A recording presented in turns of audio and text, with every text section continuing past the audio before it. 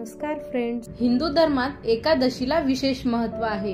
एकादशीच्या दिवशी व्रत केले जाते। हे व्रत भगवान विष्णूंना समर्पित केलं जातं। या दिवशी नारायण आणि लक्ष्मी देवीची पूजा करतात। पूर्ण वर्षभरात जवळपास 24 एकादशी आहेत। एकादशीच्या दिवशी हे व्रत केल्यास त्या व्यक्तीला वैकुंठाची प्राप्ती होते असे मानतात। यंदा पौष पुत्रदा एकादशी ही 10 जानेवारीला आहे। वैदिक पंचांग पौष पुत्रदा एकादशी व्रत पुत्र प्राप्तीसाठी केलं जातं। त्यात या दिवशी विष्णू देवाची पूजा केल्याने पुत्र प्राप्ती होते। याच दिवशी लक्ष्मी मातेची सुद्धा सेवा केली जाते। हे व्रत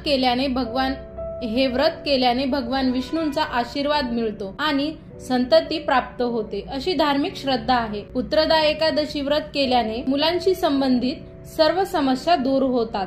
भगवान विष्णूंची पूजा करतो तो पापांपासून मुक्त होतो। पौष पुत्रदा एकादशीचा उपवास संततीच्या आशीर्वादासाठी आणि मुलांच्या कल्याणासाठी केला जातो। धन्यवाद।